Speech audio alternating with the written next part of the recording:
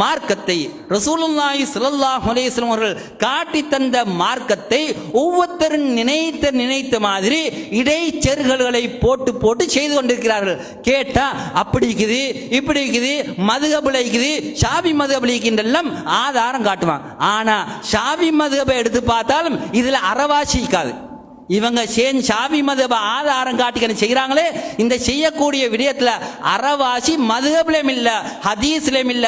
அவங்க ஒவ்வொருத்தரும் அவங்களோட சாக்கால போட்டு செஞ்சு நிற்கிறாங்க. அன்பான் இஸ்லாமிய சோர்லே இன்று ஒரு ஜனாதாவை பின்துயர்கண்டா களிமா சொல்லியும் போவாங்க, திக்ருகளை செஞ்சுட்டு போவாங்க. இதுக்கு என்ன சொல்லுவாங்க? ஷாஃபி மதுஹப்னு சும்மா ஆதாரம் காட்டுவாங்க. ஆனா இமாம் நவவி ரஹிமஹுல்லாஹ் அவர்கள் இந்த விடயத்தை பற்றி சொல்லக்கூடிய நேரத்தில் அவர்கள் சொல்கிறார்கள், அதாவது ஜனாசாவை பின்துயரக்கூடிய நேரத்தில் சுன்னத்தான முறை என்னவென்றால் சலஃபு சாலிஹீன்கள் எப்படி சென்றார்களோ அப்படி செல்வது. சலஃபு சாலிஹீன்கள் முன்னோர்கள் மௌனமாகத்தான் சென்றார்கள். ஜனாசாவோடு மௌனமா செல்வதுதான் சுன்னத்தான வழிமுறை.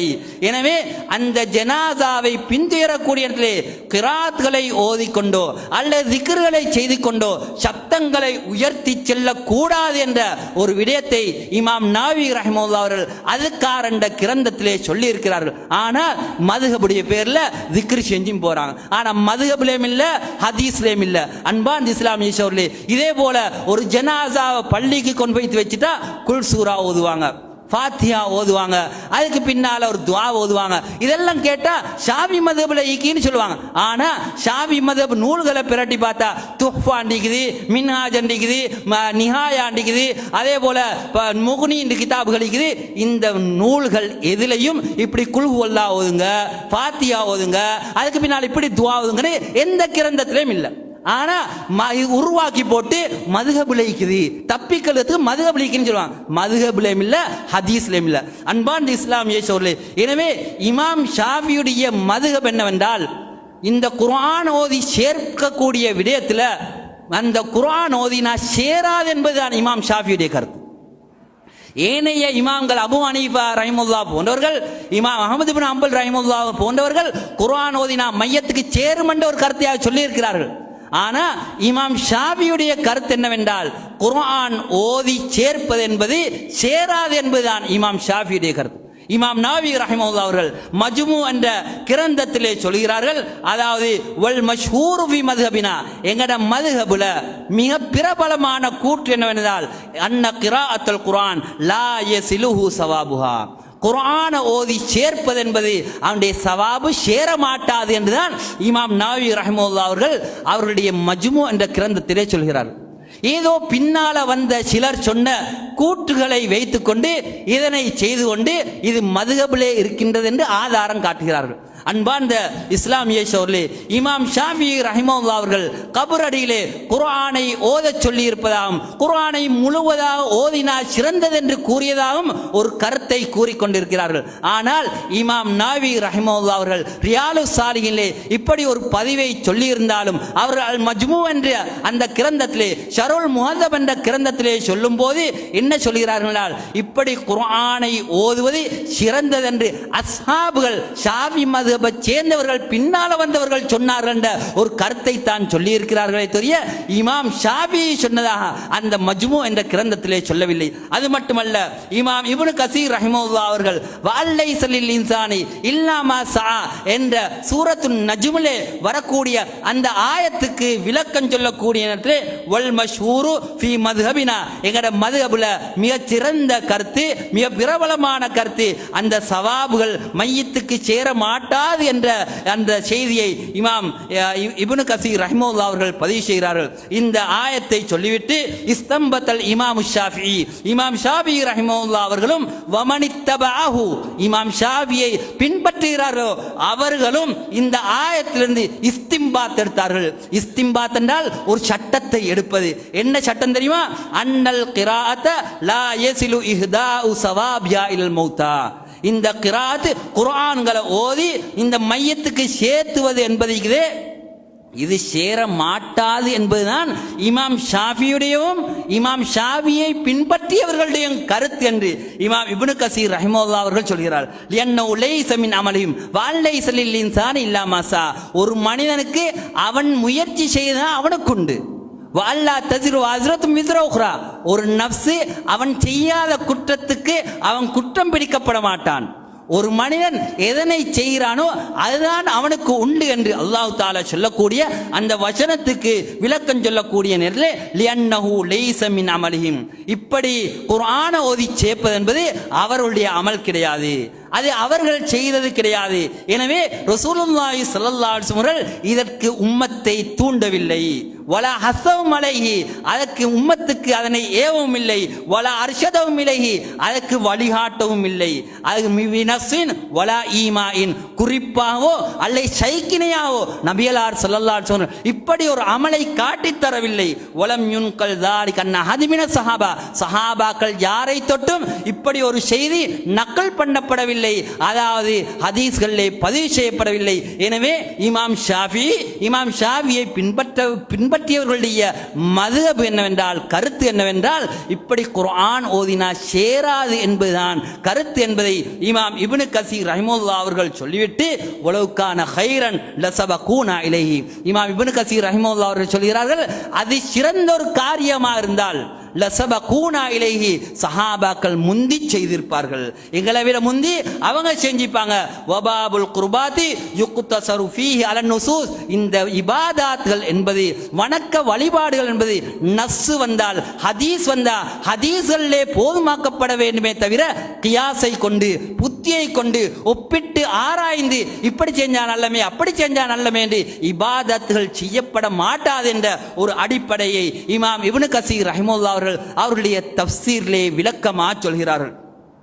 அன்பார்ந்த இஸ்லாமிய சகோதரர்களே, இதே நேரத்திலே மையத்துக்கா துஆ செய்வது, மையத்துக்கா சதகா கொடுப்பது, இதெல்லாம் ஆகுமான காரியம். அது முஜ்மஉன் அலைஹி, இமாம்களால் ஏகோபிக்கப்பட்ட ஒரு விடயம், அது ஆகும் என்பதில்லை. எனவே ஒரு மையத்துக்கா துஆ செய்யலாம், ஒரு மையத்துக்கா சதகா கொடுக்கலாம்.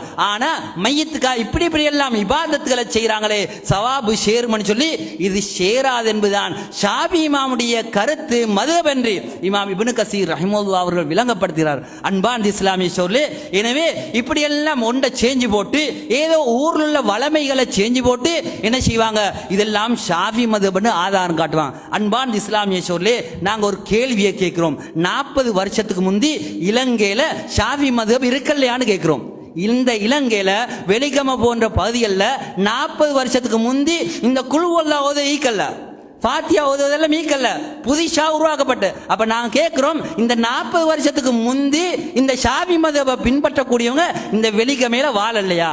அப்ப அந்த உலமாக்களுக்கு ஷாஃபி மதுஹப் தெரியலையான்னு கேட்கிறோம். அன்பார்ந்த இஸ்லாமிய சகோதரர்களே, எனவே ஷாஃபி மதுஹபுடைய பேர்ல பொய்ய செஞ்சு கண்டிக்கிறாங்க, ஷாஃபி மதுஹப்ல ஈக்கின்னு சொல்றாங்க.